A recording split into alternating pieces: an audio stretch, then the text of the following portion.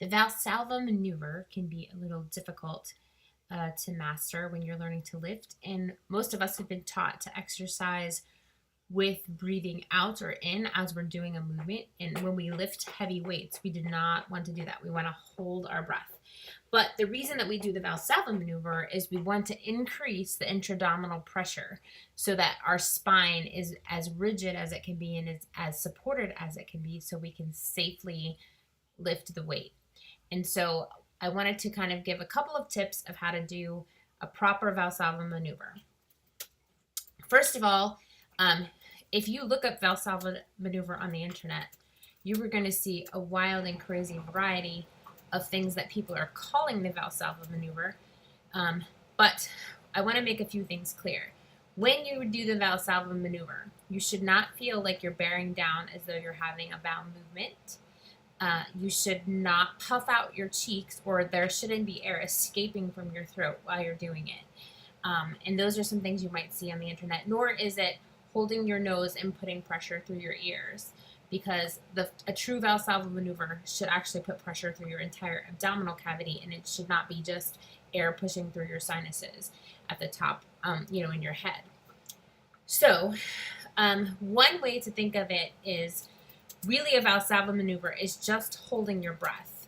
And so if you take a deep breath and feel like you're filling your whole chest cavity and stomach with air, and then hold it, you probably are closing your glottis. Most people do that. But I want you to take that breath of air in through your mouth and then feel like you're closing the back of your throat. One way to think of it is by going like ka. If you make that sound, you actually have closed the back of your throat to make the hard K sound. So that is kind of what you should do, but silently. So you're going to take a big breath in, and you're going to have that same feeling of closing the back of your throat. When someone's doing a Valsalva maneuver, they could actually hold their breath and open their mouth because the back of the throat has closed up all the airway. I have here a video of Caleb doing the Valsalva maneuver while he's doing some squats, and I wanted to show it to you. I have the sound turned on so that you can hear him breathe. So you're going to see him do a couple of things. First, he's going to forcibly exhale a lot of air out. Now, he already has taken air in when he's gotten the bar on his back. So he actually already did a kind of a half Valsalva maneuver to unrack the bar. So we're actually taking it here.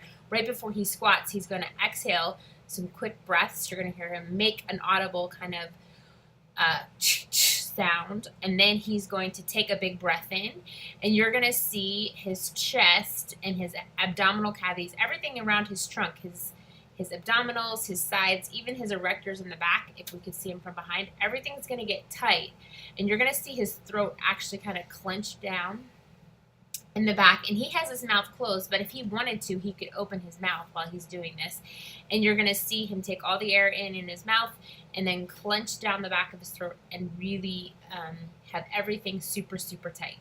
So you can kind of listen here.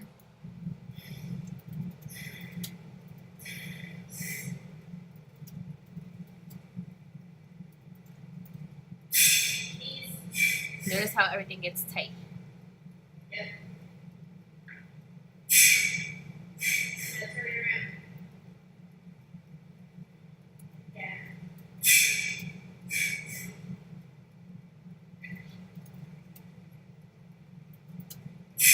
So basically, he uses everything from from his throat down to tighten. So you see his neck is tight, the back of his throat is tight, and in between you can see him going and then sucking in another air and closing off his glottis again, or closing off the airway.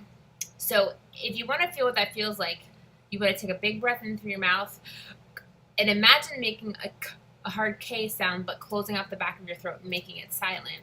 And actually feel like you're forcing the air down into your trunk and holding it really, really tight. And that's basically the Valsalva maneuver and how we use it during lifting.